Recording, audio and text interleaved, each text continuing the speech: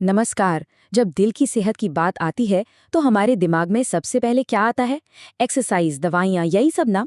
लेकिन जाने माने न्यूट्रिशनिस्ट विवेक सिंह सेंगर हमें याद दिलाते हैं कि एक मजबूत दिल की असली नींव हमारी अपनी रसोई में रखी जाती है। तो आज हम उनकी दी हुई जानकारी से ये समझेंगे कि कैसे सही खाना चुनना हमारी जिंदगी बचा सकता है। तो चलिए सीधे मुद्दे पर आते हैं। एक सवाल है जो शायद हेल्थ के बारे में हमारी सोच को थोड़ा बदल दे। जरा सोचिए, दिल के लिए असल में ज्यादा खतरनाक क्या है, हमारे खाने में मौजूद फैट या फिर कुछ और? और इसका जवाब आपको हैरान कर सकता है। जी हाँ, नई रिसर्च यही बताती है कि खाने में मौजूद फैट से कहीं ज्यादा खतरनाक है एक्स्ट्रा चीनी। अब सवाल उठता है क्यों? क्योंकि चीनी शरीर में सूजन यानी इन्फ्लेमेशन को बढ़ाती है, और यही दिल की बीमारियों की असली जड़ है। ये एक बहुत ही जरूरी बात है। तो अब ये साफ है कि दिल की सेहत की असली लड़ाई दो चीजों से है।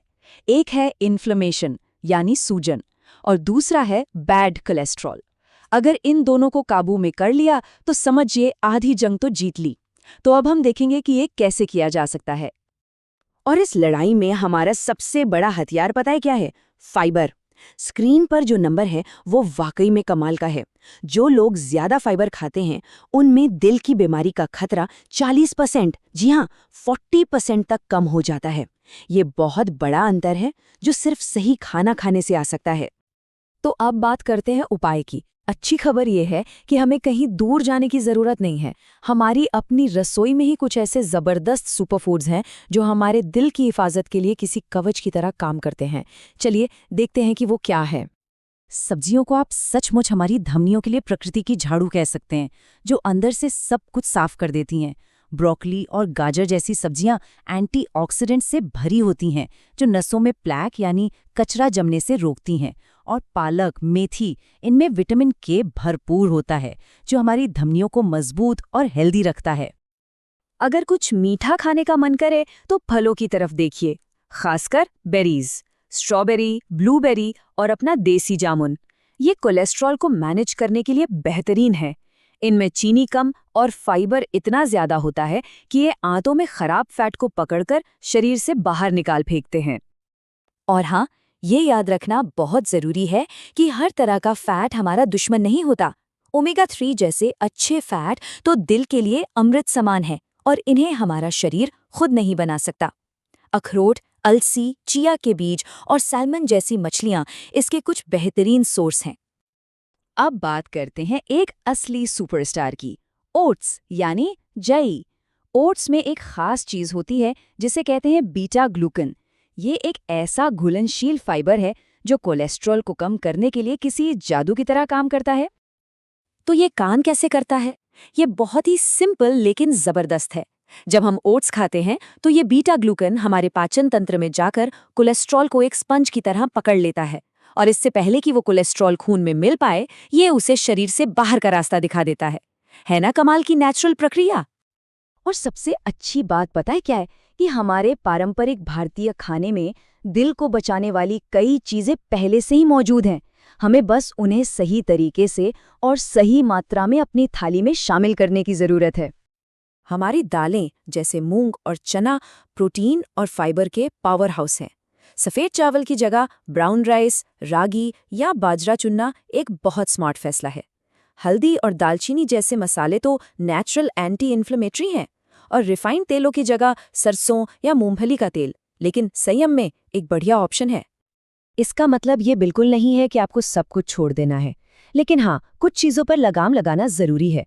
कभी कभार समोसे, पकोड़े और घी चीनी वाली मिठाइयाँ खाना ठीक है, लेकिन इन्हें अपनी आदत न बनाना आपके दिल के लिए एक बहुत बड़ा तोहफा होगा।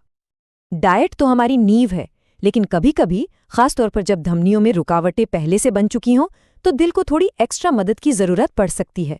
यहीं पर कुछ नॉन इन्वेसिव थेरेपीज काम आती हैं, जिनके बारे में जानना काफ़ी दिलचस्प है। इन्हीं में से एक है EECP थेरेपी, जिसे नेचुरल बाईपास भी कहा जाता है। ये एक बहुत ही रोचक तकनीक है। इसमें बिना किसी सर्जरी के पैरों पर कफ बांधकर दिल की धड़कन के साथ तालमेल बिठाते हुए प्रेशर डाला जाता है। इससे शरीर में ब्लॉक हुई धमनियों के आसपास कुदरती तौर पर नई नसें बनने लगती हैं, जिससे खून का बहाव बेहतर हो जाता है। इस स्लाइड पर आप ईईसीपी और एंजियोप्लास्टी के बीच एक तुलना देख सकते हैं, जैसा कि सोर्स में बताया गया है। ये दिखाता है कि कैसे एक प्रोसेस में चीर-फाड़ नहीं है और दूसरी में है। ये जानना ज़रूरी है कि ये जानकारी सिर्फ आपकी जागरूकता के लिए है और ये किसी भी तरह से मेडिकल सलाह का विकल्प नहीं है। तो अब तक हमने जो कुछ भी सीखा है, उसे रोज की जिंदगी में कैसे लागू करें? चलिए एक प्रैक्टिकल प्लान देखते हैं जो इसे आसान बना देगा और जिसे कोई भी अपना सकता है। ये एक आइडियल दिन के खाने का उदाहरण है। सुबह ओट्स, दोपहर में मल्टीग्रेन रोटी, दाल और सलाद, और रात में हल्का खाना जैसे सूप या खिचड़ी। ये संतुलित है और इसमें वो सारी चीजें हैं जिनकी हमने बात की है। इससे ये भी पता चलता है कि हेल्दी खाना स्वादिष्ट भी हो सकता है। खाने के अलावा ये छोटी छोटी आदतें भी बहुत बड़ा बदलाव ला सकती हैं। कितना खा रहे हैं उस पे ध्यान दें, रात का खाना जल्दी खाएं, खूब पानी पिएं और हमेशा खाने में सलाद को पहले खाएं। ये एक छोटी सी ट्रिक शुगर लेवल को कंट्रोल करने में बड़ी मदद करती है। और आखिर में इस शक्तिशाली सोच के साथ अपनी बात खत्म करते हैं।